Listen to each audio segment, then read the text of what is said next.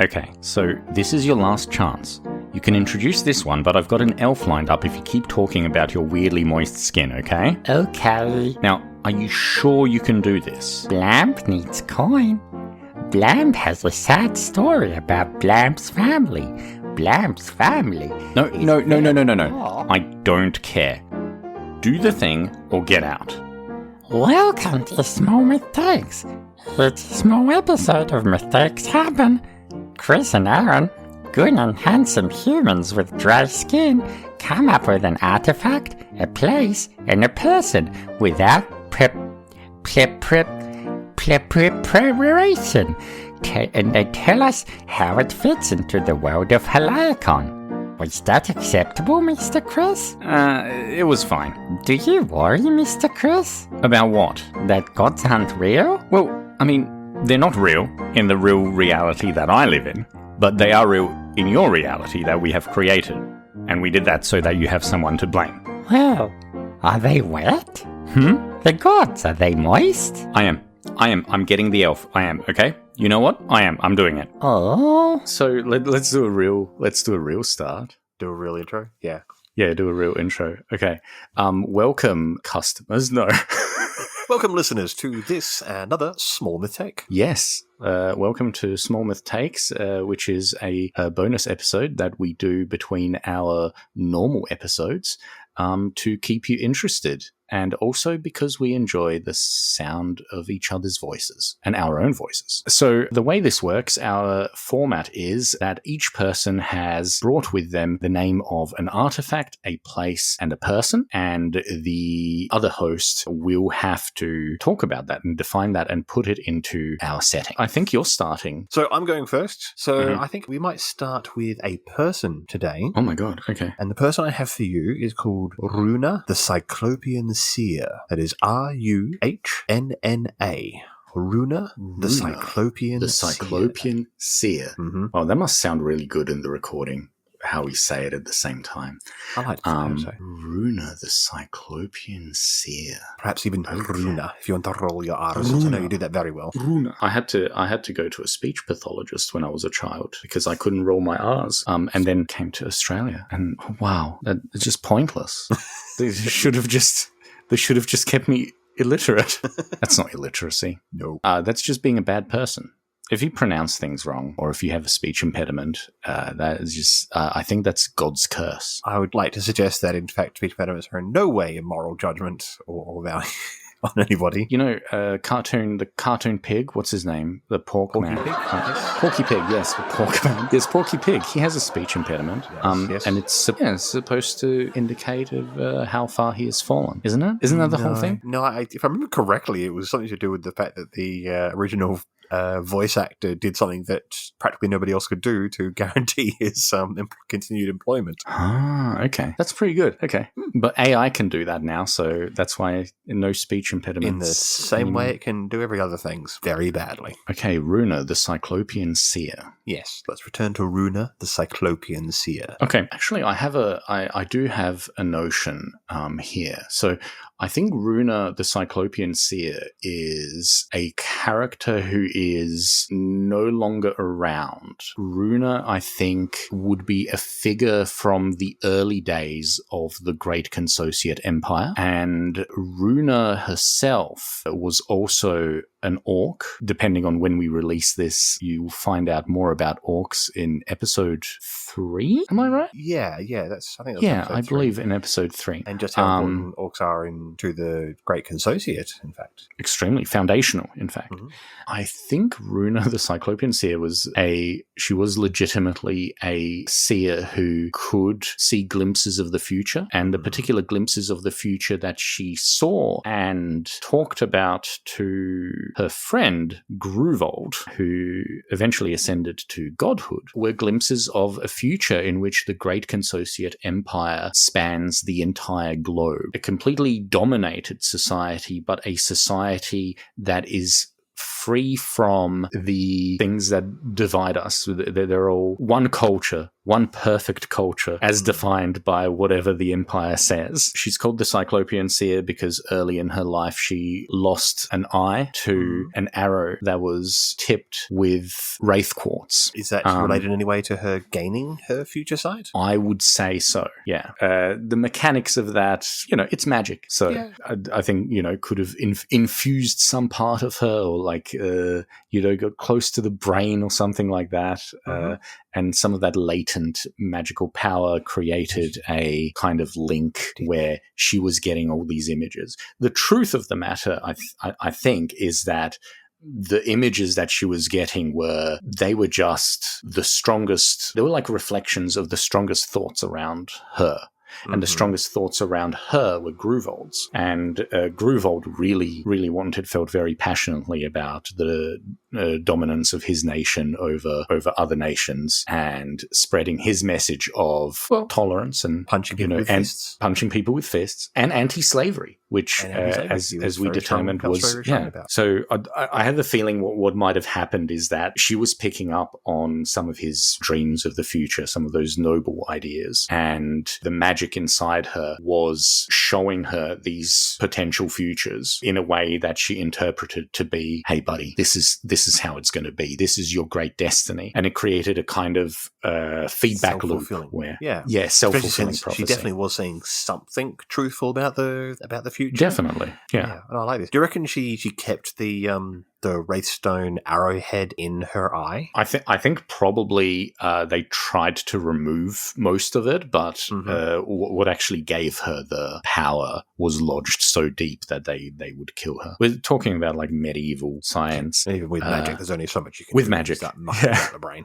That's right, yeah. I think it's important that she gets her future sight after the arrow to the face, otherwise it gets a little bit, after, did you see this coming, so...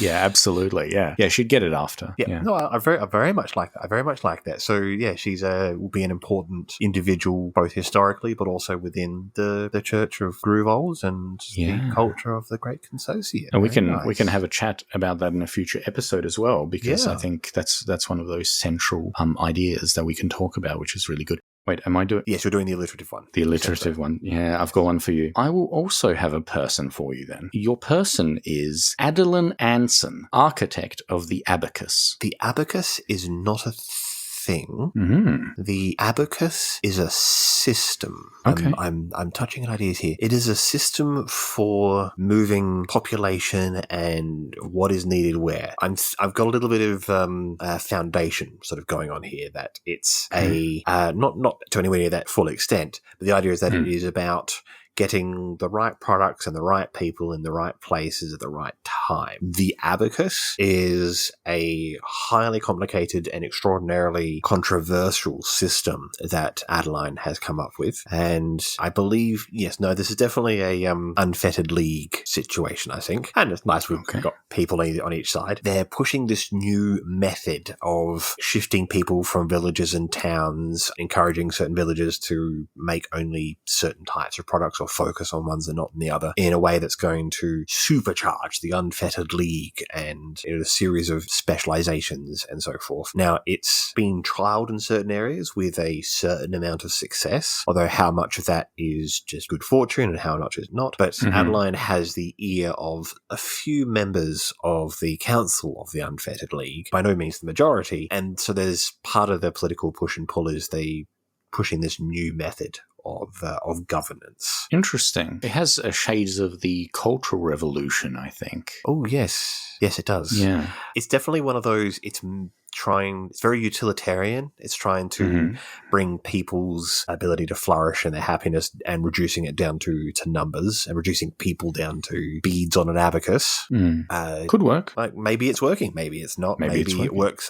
only up to a certain point, and then the restrictiveness of it all will get in the way. Is it counter works for some, doesn't work for others, yeah. Is it just counter to the very soul of the Unfettered League because it is very controlling, and the Unfettered League is, culturally at least, places itself as the truly free ones from the hegemony of the Great Consociate and the Old Concordact. But being an imperial power, a lot of that is about optics. So exactly. what do the people think about this system, Like, are they liking it? Yeah, that's really good. I like that. All right. Okay, what have you got for me? Let's do an artifact. Let's do it. The Bacchanal. I will put that into the chat. Bacchanal. Is that a word already? Bacchanal. Gosh, I hope not. It's a strong word. It's got that k sound that I like. Bacchanal. Yes. Oh, that's good. Yeah, Bacchanal. And it's an artifact. It is an artifact. I'm thinking that the Bacchanal is an artifact that was quite recently in our history found very, very deep in the deep vaults, perhaps as far as the world's grave layer. Right. So recently found, but it must be very old if it's that deep. It is extremely old. It predates the Concordate, which is, for our new listeners, the culture that actually just directly predates our two imperial powers, the Unfettered League and the Great Consociate Empire. This is what I'm imagining. I think in fantasy we do a lot of stuff with amulets and things. So I'm thinking that this is an amulet, and it's an amulet of wayfinding. So the Bacchanal gives its wearer a very accurate, although limited, understanding of the layout of the terrain around them, which is something that's very useful in the deep vaults themselves under the city of Heliacon. This is something that's been used by elite teams of delvers to try to map out the sort of the shallows layer a little better than it has been, and that's been working. And of course, the deeper you go into the deep vaults, the less sense the geography makes. But it is, while you're there, it is something that gives you an intuitive sort of idea of like, oh yes, for the next 20 meters, the terrain is pretty mild, so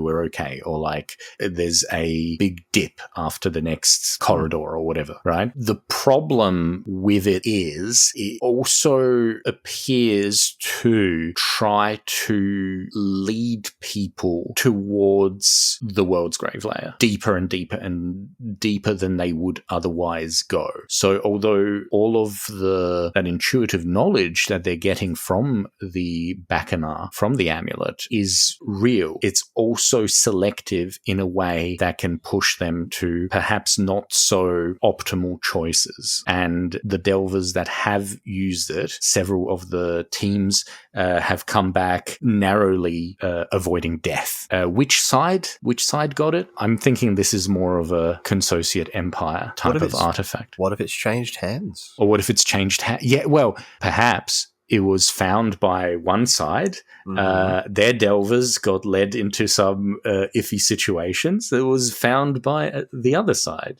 Yeah, or perhaps the weakened team coming back was ambushed, and it's just another arrow in the quiver of complaints between the two powers. Perfect. I love that. Yeah, that makes a lot of sense as well with our setting. Yeah, what do you think about that? I like that. Maybe even the fact that it is driving people into the world's grave, that there's something specifically that it's driving its wielders to find, but what that is a mystery for the GM. I like to think that it's something actually innocuous, that it's not like a great evil, it's not something that it's not actually trying to kill these people. But it is, I'd prefer that it was something like maybe it's trying to reunite maybe with another set of artifacts, or it needs to be in a specific place for some reason. Yeah, I'd prefer it to be less of a, oh yes, this is another thing that will murder you here. But more of the murder is ancillary to its primary purpose. Yeah, that's right. Yeah. So what it's trying to do is it's trying to get somewhere. Yeah. No, I like that. I do like the idea actually that it's trying to reunite with a collection of artifacts that it's leading into the world's grave would just be the first step, perhaps. Oh yeah, absolutely. I mean, you could almost run a campaign around something like that. Absolutely could. Yeah, Look especially at since that. you've got the political machinations of the other side trying to get it back. Maybe they know more about the final purpose of the Bacchanal's collection of items than the people who currently have it. Oh gosh, yes, no, Absolutely. I'd run that for sure. Look at that. We're so smart and handsome. Oh yeah, well, I'll do smart, you do handsome. All right, now, All right, buddy. That's true. I mean, polls are not very they're not known for their intellect. But I guess they're not known for their looks either. So, damn it all. Let's do it. I will give you an artifact as well. Okay. The billow of the bootless blackguard. Billow immediately tells me that this is a cloak because it billows. Yeah. Yeah, could be. Could be a cloak, could be a sail. I think a billow is also an old name for a sail. Yeah. But I just like the word billow. Yeah, 'cause I billow, like things that billow. I think it's just a verb, but I'm not 100% sure about that. I might look that up later, Yeah. actually. Yeah. Billow sounds like a cloak. And a black guard, even if you do put it in 2 words, it does make me think of, blackguard. It's a villain of some description. And it was the black-booted blackguard, or? Billow of the bootless blackguard. Bootless. Oh, he's Doesn't have a boot. bootless. Okay. Or doesn't have a pair of boots. I don't know. That's up to you. That's up to the magic. That's up to the magic of this format. You keep giving me tricky ones where I have to decide not just one thing, but 2 things. You gave me a person, I need to decide what the abacus was. You've given me an artifact, but specifically references this individual, the bootless blackguard. I have to come up with 2 things. 2 things, man. Well, very sneaky of me, isn't it? You are doubly sneaky. But you're doing that thing where you're making me think, and I don't like that. That's I hate thinking. Thinking's for idiots. As a teacher, I can say that. It's true. Kids, quit school. It's pointless. Don't do it. Spelling? Oh my God, who cares? Just let Google do it. I'm going to put that up on our YouTube channel. We have a YouTube channel, by the way. Neat. But there's nothing on it. So very neat, because there's nothing to make a mess of it. So the Black Guard are the traditional defenders and soldiers, like the royal guard of old Helidia. They are full plate mail, very, very tough. Naturally, the tradition has suffered since the fall of the Concordate, and then old Helidia had its own little sort of coastal empire thing going on there since collapsed and sort of fallen back, particularly under the auspices of the Great Consociate. During the time of old Helidia's sort of mini coastal empire, which is a bit in the past, there was a great leader, sort of perhaps the leader of the Black Guard in his full plate and so forth, and he was fighting on board a ship, defending a ship of the leaders of old Helidia, and because it was in the middle of a storm, it was very slippery, and he was struggling to win this battle, and noticing previously that the sailors would often run around barefoot because it gives them better grip, he took his boots off to fight. And in the midst of this storm, this a great magical storm, definitely a magical storm, with his billowing cloak and plate mail, he managed to single-handedly defeat a great attacking force of something. Perhaps you can give me some advice on that. And in that Nagas. Sea nagas. Ocean nagas. nagas. Sea snake folk. I love it. Sea nagas. Sea nagas? And, touch nagas? No. No, yeah. So, see no nagas, touch no nagas, hear no nagas. How do fish communicate? I don't know if they've got a lot to say, honestly. Exactly. Anyway, Yeah, okay. So in the midst of this magical storm and this great feat of sort of strength and a lot of people dying, which we know causes magical stuff because that's how Wraith Quartz is formed, it has enchanted his cloak, his billow. So it now gives, honestly, maybe it's a little bit passé, but it can simply be a version of the cloak that gives you gliding. Oh, that's really good. So he was able to leap and sort of glide down and attack people and go from ship to ship and do things like that. And I mean, they don't all have to be like world-shaking effects, right? Like that's a very cool and useful effect for an individual. Absolutely, and it's got a neat little historical story about it. Everybody knows of the bootless blackguard and his amazing billowing cloak. I love it. The bootless blackguard. Okay, is it my turn now to make you feel? Are you giving me a place, right? I should be giving you a place. All right. The Leering Lynx. The Leering Lynx? Leering as in like... And lynx as in the feline animal. Oh, wait, what? So, but it's a place? Yes, it's a place. The Leering Lynx. Okay. Okay. Thought I typed that in, but it didn't go through. You did. It's just at a weird... It's up there with where you typed Bacchanal. Huh. Wow, apparently I'm a time traveller as well. Time as a travel. typist. Yeah, time travel. Anyway. Or type traveller in this particular instance. That's funny. Oh my god! Yeah, that is one of Aaron's classic zingers, just like Sheldon Cooper in my favorite TV show, The Big Bang Theory. Thank you. Did you know Big Bang Theory? It's about the Big Bang, like about the science thing, right? Mm-hmm. It's also a sex joke. Did you know that? Like banging, having a big bang, having one big sex. Showrunners are the same people who did 2.5, not 2.5 Men, 2.5 Men. So yes, that was so good. That show was so good until they got rid of one of the men and replaced it with another man. Sure. Bazinga. Okay, so Aaron, you want me to work really hard to not make this into a whorehouse. Okay, maybe so... Well, it's not. Okay, the Leering Lynx is actually a statue, a very large statue of a lynx with gems for eyes. It is something that was uncovered during the Great Consociate Empire's first sort of foray into the abandoned, overgrown city of Haliacon. And it is a statue that was attached to a temple that was completely destroyed. Archaeologists have determined that it didn't just collapse because the city was abandoned for so long. It was actually destroyed on purpose. There were many other statues of lynxes there, and they had been literally defaced, as a lot of statues in history tend to be, to sort of erase them from history, except for this one. This particular statue, cast in some kind of obsidian, was perfect. It was completely untouched. Not much is known about what kind of god or goddess or pantheon or spirit or anything was worshipped or venerated in this place, but it has a particular effect on people who come and leave offerings to it. The Leering Lynx, if you come before it and if you leave it an offering specifically of fresh fruit, you'll see that its gem eyes will glow for just a split second, and you will, on the night that you go home and you go to sleep, you are guaranteed to dream of one true thing.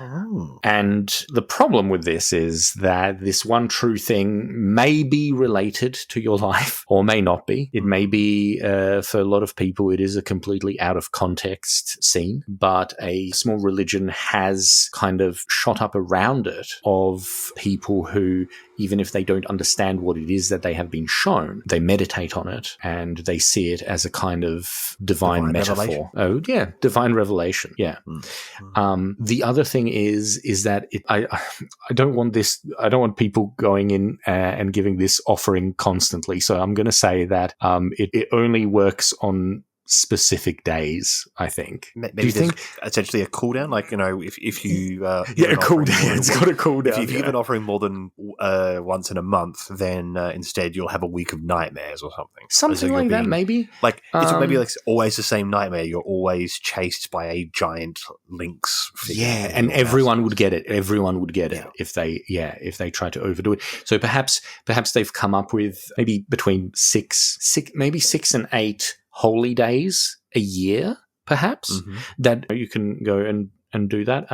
I would think that it is currently on the north side of Haliacon in the Unfettered League's territory, because I would see this as something that perhaps the Great Consociate Empire would say, bit iffy about that. Maybe, this doesn't fit in with our, And immediately says to me that the small nascent cult that started on these offerings and so forth to the statue would have started back when the Great Consociates controlled all of Haliacon. And definitely. When they lost direct access to it, one of the few things that has to do with crossover is that there are still some of these Lynxian cultists on the south side that try to, they 6 or 8 times a year, they smuggle themselves to the northern side so that they can give their offering and receive their dreams. And I would actually think that getting together for religious celebrations would be something of a difficult topic for a lot of people on both sides,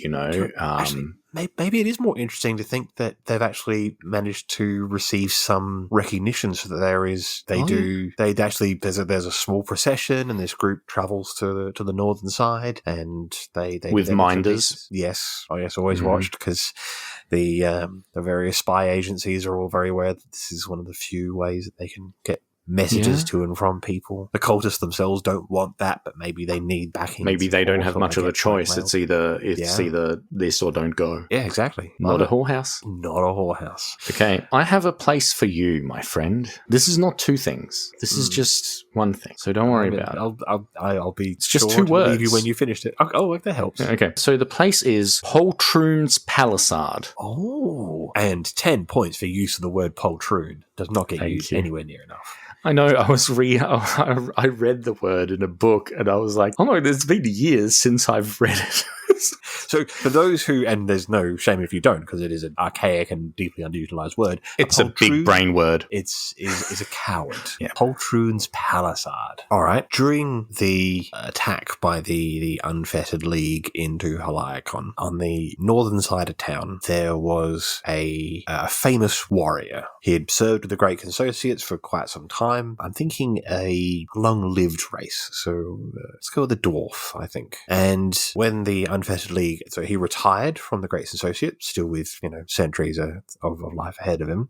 And when the Unfettered League attacked, for reasons people are not entirely sure, he did not join in. When the Unfettered League began to pour into Haliacon itself and the Great Consensus were pulling back, he erected a palisade around his own little house. And I mean, we are talking like a townhouse-sized property here, where he successfully held off the attackers, who did spend a lot of time on a single dwarf defending a singular house, a singular townhouse. And as the sort of occupation started to roll into place, he doesn't go out. How he survives, no one's entirely sure, although these days people do come and help him out, because frankly, people just assume that he's gone a little bit crazy.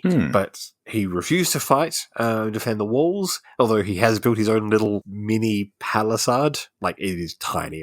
I'm thinking of the row houses and in a London or something like that. It is a very small space. He's clearly growing things in there to subsist on, drinks rainwater, and is still holding out even after all these years. His own little refusing to be conquered house. It's the Unfettered League finds it politically. People just feel sorry for him. He's okay. So yes, I think the Poltroon's Palisade is now in today's age. It's almost a tourist attraction. Okay, yeah, it's a bit of a local curiosity. People go and visit, yes. It's much like that Martin Luther King was assassinated, and then they turned his apartment block into a museum. Right. And they kicked out one of the they kicked out all the residents because they were like, this is a museum now. And one of the residents that they kicked out was this old woman who was like, he wouldn't have wanted this. He would have wanted this to be used for real people, because towards the end there he was into class struggle and stuff like that, and then I think she was actually a little bit crazy, and she camped outside for until now. I think she's still alive. I think she's still camping out there and giving sort of little pamphlets to people, but yeah, I mean, not sane, but also I have a lot of sympathy for her. Yeah, no, absolutely, and I tend to agree with her opinion, frankly, what little I know of MLK. But I was thinking more sort of like the modern goofy micronations, frankly. Oh, yeah. It is the micronest of nations. It is. yeah. He's a sovereign citizen. No, not that far. Not that far? I want people to actually like him. Oh, okay, yeah, fair enough. Okay. Yeah, okay. 20 sovereign citizens are now incredibly small audience. Bugger off. No. Yes. That's 80% of the people who would listen to this podcast. I suspect not. Oh, wow. Yeah, I really like that. Well, we've done it. We've done it again. By Jove. Some more small mythtakes? My goodness. By Jove. Oh, I like that. We're feeling very, very archaic today. By Jove, very Poltroon. But yeah, that's right. I'm going to start talking like that at work, I think, because I can't get fired. It's impossible. And I hate my job. I mean, I might do it at my work too, but given that I'm a game master, I don't know if anybody will notice a difference. Oh no, you see, I'm going to do it in an obnoxious way. Right. It's sort of your to job. liven up a meeting. Yeah, it's your job to not be obnoxious, literally, I think. Yeah. Yes.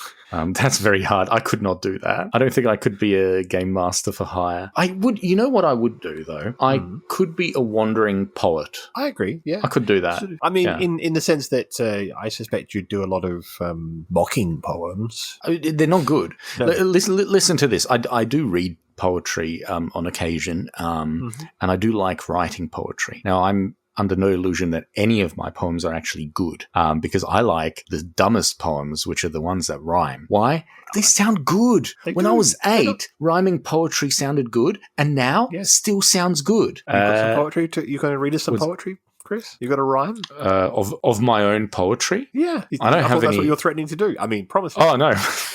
I used to use Rhyme Zone for whenever I did poetry lessons with classes, because it's a really good resource for kids that are not engaged in poetry, and you can just tell them, hey, guys, here's a life hack. You don't have to think. You can just go to this website and it will think those words for you. Anyway, I'm going to stop the recording because I think we're done. Thank you, everybody, for listening and or watching, depending on how much of this makes it to the visual medium and how much of Aaron's head, which right now is almost completely composed of 5 to 6 individual pixels. This is a 56-minute recording, so let's see. Yeah. You can't swear on this one anymore. Remember? We're for Cartoon Network now. They're going to put us on next to Ben 10. Yeah, sure. God, I hate how they made Ben 10 not sexy anymore. Anyway, goodbye, everyone.